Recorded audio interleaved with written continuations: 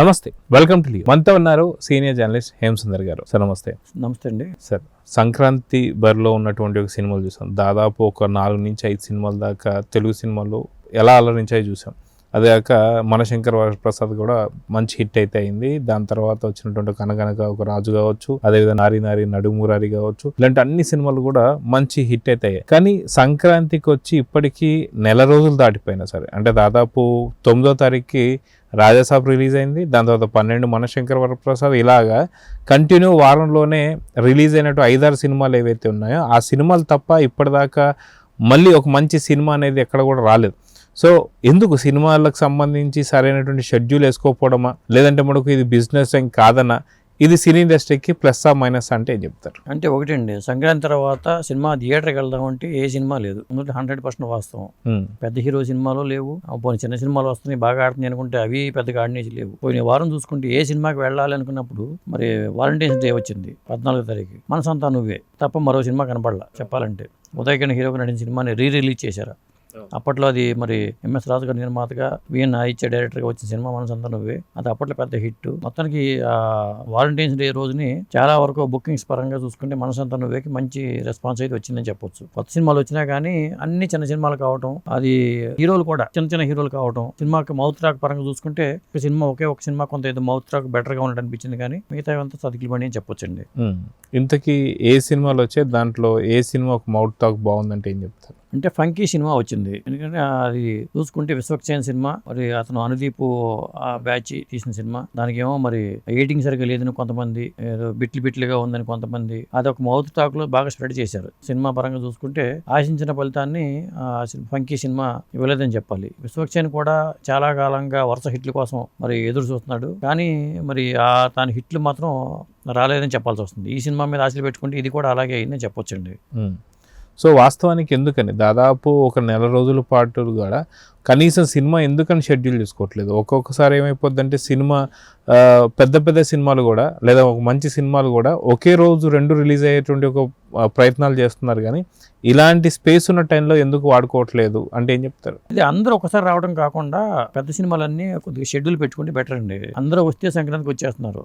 సంక్రాంతి తర్వాత మరి ఓటీటీలో చూద్దామన్నా సరైన సినిమాలు లేవు. ఓటీటీలో కూడా మలయాళ సినిమాలు ఎత్తుకుని మరీ చూడాల్సి వస్తుంది. ఇప్పుడు థియేటర్లో చూసుకుంటే మరి లాస్ట్ ఫంకీ కాకుండా ఇంకొక సినిమా ఏంటంటే కపుల్ ఫ్రెండ్లీ అనే సినిమా వచ్చింది. ఆ సినిమా సంతోష్ శోభనం, మానస వారణాసి జంటగా వచ్చిన సినిమా కపుల్ ఫ్రెండ్లీ అనేది. తీరా చూసుకుంటే ఏ సర్టిఫికేట్ ఉంది. వాళ్ళు ఏమంటున్నారు, ఏ సర్టిఫికేట్ మాకు కంప ఉంచింది, సినిమా జనాలు థియేటర్ కట్టలేదు, ఏదో బూత్ సినిమా అనుకుని. అందులో కపుల్ ఫ్రెండ్లీ అంటే టైటిల్లోనే కొంత మాకు మైనస్ కనిపించింది. టైటిల్ చూసి వాళ్ళు ఈ సర్టిఫికేట్ ఇచ్చారని చెప్పి వాళ్ళు నిర్మాతలు కాల్ చేస్తున్నారు. ఎందుకంటే ఇప్పుడు అజయ్ కుమార్ రాజు అనే వ్యక్తి నిర్మాతగా వచ్చిన సినిమా, దీనికంటే అశ్విన్ చంద్రశేఖర్ డైరెక్టర్. కానీ సినిమా ఉన్న వాటిల్లో పోయిన వారం రిలీజ్ అయిన వాటిలో అంతో ఎంతో కాస్త మంచి టాక్ ఉన్నది ఏంటంటే ఈ సినిమానే, కపుల్ ఫ్రెండ్లీ.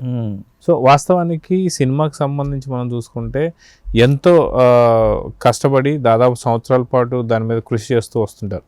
కానీ ఒక్కొక్కసారి ఏమైపోద్దంటే 2-3 సినిమాలు ఒకే రోజు రావడం వల్ల ఆ యొక్క ఇబ్బందులు కూడా మనం చూస్తుంటాం. కానీ ఇప్పుడు దాదాపు సంక్రాంతి తర్వాత ఇప్పటిదాకా చాలా స్పేస్ అయితే మనకు అనిపిస్తుంది. ఈ స్పేస్ని ఎందుకని వాడుకోలేకపోతున్నారు? లేదా రిలీజ్ అయ్యే సినిమాలైనా సరే కనీసం వాళ్ళ బడ్జెట్ వాళ్ళకి వచ్చేంత అన్నా సరే వాళ్ళు చేయాల్సినటువంటి ప్రయత్నాలు ఎందుకని చేయడం లేదు? దీనివల్ల నష్టం ఎవరు పడుతున్నారంటే ఏం చెప్తారు? అంతేనండి, చిన్న సినిమాలు ఎక్కువగా రూపొందడం వల్ల ఒకటి ప్రాబ్లం. జనాలు ఏమో చిన్న సినిమాకి వెళ్ళట్లా. మౌత్ టాక్ వచ్చే వరకు కూడా ఆ సినిమా థియేటర్లో ఉండదో తెలియట్లా. రెడ్ అయ్యి సినిమా హిట్ అయింది, చూడొచ్చు, ఎక్స్ట్రాడినరీగా ఉందంటే వెళ్తున్నారు జనం. థియేటర్ జనం వెళ్తున్నా. బుక్ మై షో ఓపెన్ చేసుకుంటే, ఇప్పుడు ఉదాహరణకి ఓపెన్ చేస్తే దీంట్లో మనకు కనిపిస్తున్న సినిమాల్లో ఏం కనిపిస్తున్నాయి? ఓ రోమియో అనే సినిమా ఉంది, అది ఎవరికి తెలియదు. గుణశేఖర్ గారి సినిమా యూఫోరియా అని వచ్చింది. అది చివరికి గుణశేఖర్ అంటే పెద్ద హీరోనే, పెద్ద సినిమాలు చేసిన వ్యక్తి, అది కూడా ఆశించిన ఫలితాన్ని వల్ల.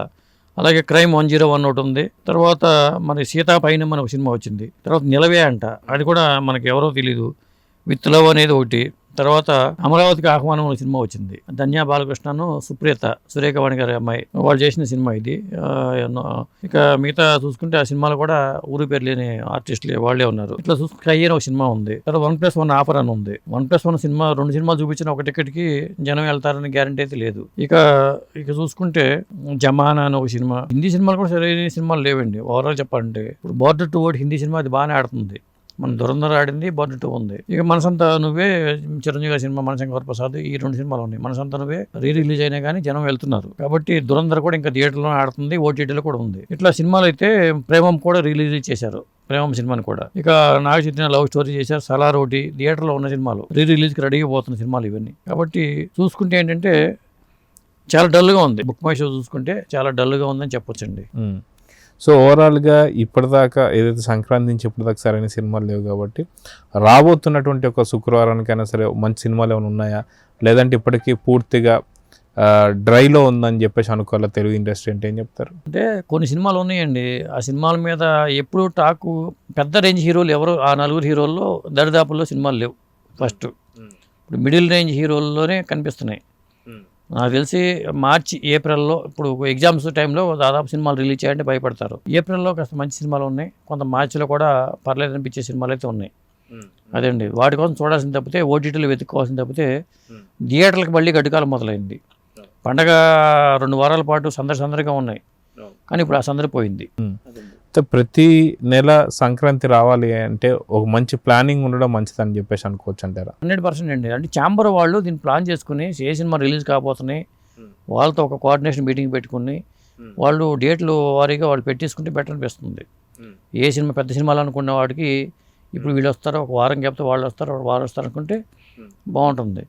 ఒకేసారి అందరూ పడిపోతున్నారు, తర్వాత సినిమాకి వెళ్దామంటే సినిమాలు ఉంటుందా, ఆ పరిస్థితి ఉంది. సో చూద్దాం సార్, మొత్తానికి వచ్చే వారం అయినా సరే ఒక మంచి చిన్న సినిమాలైనా సరే పెద్ద సినిమాలుగా కావాలని కోరుకుందాం. గతంలో మనం చూసుకుంటే ఈటీవీకి సంబంధించిన చిన్న సినిమాలు చాలా పెద్ద హిట్లు అయ్యాయి, అలాంటి సినిమాలు ఉండాలని కోరుకుందాం. నమస్తే. నమస్తే అండి.